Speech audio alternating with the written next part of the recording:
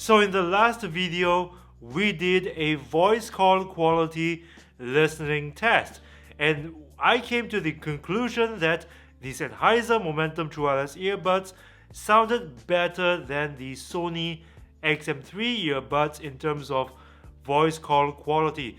But a lot of you commented in the comments section that, hey, you know what, Aaron, we think the Sonys sound better. So I put it up to a vote. And guess what? Out of the 478 people that voted, 74% voted for the Sonys. The Sennheisers came in at a very distant 18%. Wow. So the general consensus is that the Sonys sound better than the Sennheisers in terms of voice call quality. But you know what? Why not take this a step further? Let's do a full comparison. The Sony XM3 earbuds and the Sennheiser Momentum True Wireless earbuds. Which one will come up on top in terms of sound quality, audio to video latency, features? In short, which one should you buy? The Sonys retail for $230. The Sennheisers retail for $299, which means that the Sonys are cheaper than the Sennheisers by about $70. But that's not the only advantage the Sony has over the Sennheisers. For example, the Sonys are noise cancelling, the Sennheisers are not.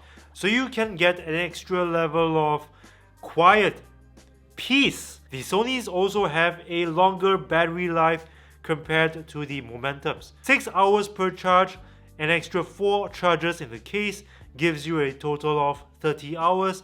The Sennheisers have a total of 12 hours of battery life, 4 hours per charge, an extra 2 charges in the case. Apart from that, the Sonys also share some similar features with the Sennheisers. For example, both of them supports USB-C charging, Bluetooth 5.0, SBC AAC codec support, and both of them also has an app with features that lets you customize their EQ settings and perform software updates over the air. So clearly, the Sonys are the winner here, right?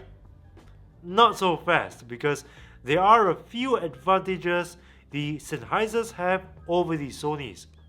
Number 1, they sound better than the Sonys. Its treble and mid-range is smoother and cleaner. Its bass extension as well is beyond what the Sonys can deliver. It's deeper, it's richer, more impactful, and more detailed. And this is on flat EQ settings. As much as I love the Sony's sound signature, I'm a bass head, so naturally I will gravitate towards the Sennheisers a bit more. That is not the only reason why I feel the Sennheisers sound better. Not only do they have an airy soundstage, they also have something I call layering. This means that the Sennheisers are able to give you a somewhat three-dimensional imaging of your soundstage. So there's an added level of realism to your music compared to other earbuds, including the Sonys. And this is kind of what audiophiles look out for, really, when they purchase music systems, speakers, and headphones. And number 2, the Sennheisers support aptX and aptX low latency codecs. The Sonys don't. They only support the very typical SBC AAC codecs, which, by the way, the Sennheisers also supports. Anyway, if you are using an Android device, this means that you will have the option of enjoying higher resolution audio from FLAC files or WAV files with the Sennheisers. This also means that technically you will be able to enjoy lower latency audio to video syncing when you are playing real-time content like video games. Now I said technically because that is not always the case. A lot also depends on the way aptX was implemented in the final product. So what we're gonna do is we're gonna do an audio to video syncing test with an Android device and an iOS device. The Android device I'm using is the LG V40 ThinQ with the Snapdragon 845 processor. First, I'm going to show you what no lag sounds like, okay? This is no lag. This is audio straight from the phone's speaker.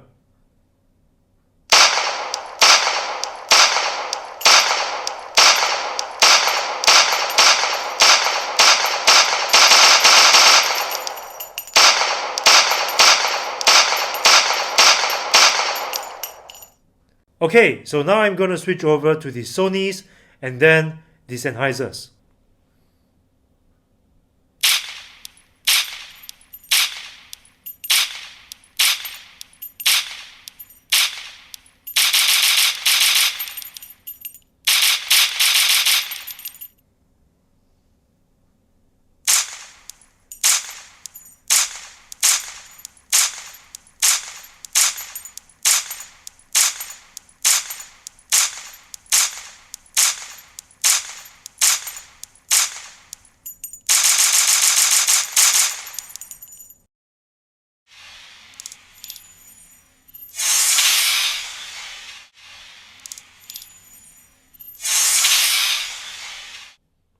My iOS device here is the iPad 2018.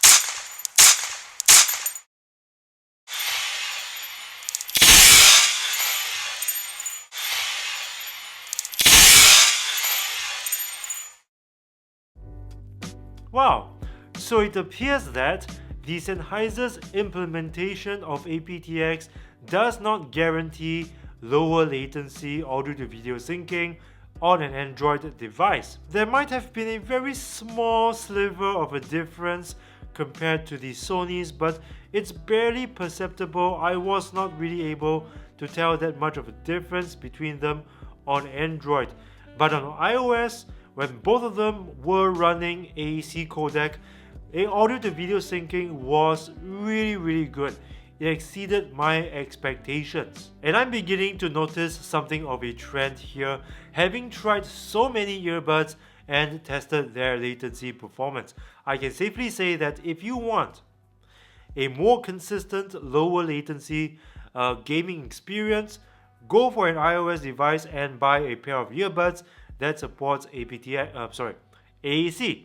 Because on Android devices, yes, aptX will technically have better latency performance than AAC codec, but it's not always the case. And that's why it's very important for us to do tests like these. But having aptX on your earbuds is still a good thing regardless, because you will definitely be able to enjoy higher resolution audio files like FLAC and WAV. So if you're an audiophile and you're not very concerned about audio to video latency, you should always definitely go for aptX. Number 3, the Sennheisers have a better fit and they feel more snug than the Sonys. Well, I'm not saying that the Sonys don't feel stable or snug in my ears. What I'm saying is that the Sennheisers, they seem to make a lot more contact with around the conch of my ear, and probably the way it's shaped, and because of the fact that they are actually in-ear noise isolation. So the ear tip inserts into a ear canal and applies some level of friction so that the earbuds don't fall out easily. The Sonys don't really have that. They do not actually insert into a ear canal, so they rely on this rubber part here to keep the earbuds in place, which is pretty okay. But like I said in this video, this is not enough. The Sony needs stability fins, whereas the Sennheisers, well, they feel quite stable even now. really. So yeah, this is number 3. Number 4 is that the Sennheisers have volume controls on the earbuds themselves. So from a user experience point of view, I think I like the Sennheisers a bit better. You tap and hold either earbud to raise and lower the volume, and this is something that you cannot do with the Sonys. And I'm not the only one who says that. A lot of people who have bought the XM3 earbuds say the same thing. They wish these earbuds have volume controls, but I can probably understand why Sony did not implement volume controls. These are noise cancelling after all, so it's an added layer of feature on top of everything else it has to do, ambient sound pass-through and all that. So it would be really tricky to implement volume controls on an already crowded touchpad system. This is something that I can totally understand from Sony's point of view, but from a user experience point of view, I think I like the Sennheisers a bit better because of this. I can keep my phone in my pocket and still operate the volume controls. So here comes the question. Which one should you buy? The Sonys clearly have an edge here in terms of features and price. It's noise cancelling, it's got a much longer battery life compared to the Sennheisers, and its microphone system for voice calls is, by general consensus, better than the Sennheisers. But if you're an audiophile, if you're someone who is really discerning about music, you are coming off from owning a pair of custom IEMs and audiophile grade headphones, you might appreciate the Sennheisers a lot more, because in terms of audio quality, I've already said that these have a clear edge over the Sony. So if you're an audiophile, you love music, and if you're willing to sacrifice certain things like noise cancelling, better battery life, lower price point, go for the Sennheisers, especially if you're an audiophile. This has aptX, and as an added bonus, you get better fit. So I want to put the question to you guys, what do you think? Would you rather go for the Sonys, $230, or the Sennheisers, $299? Leave your comments in the comment section below, and it'll be interesting to read what you have to say. So thank you guys for watching. My name is Aaron. You're watching Aaron's Wireless, and as always, if you like this video, if you found this video useful, if you like the content, please push that like button with a vengeance and share this video with your friends. Subscribe to this channel if you haven't already, and remember to ring the bell to join my notification squad, because I upload new videos every single week, and this is the only way that YouTube will notify you. And remember to go into your YouTube settings and to enable notifications, because if you don't do that, YouTube will not notify you even if you ring the bell. So remember to subscribe, ring the bell, enable notifications, and I'll see you again in the next one.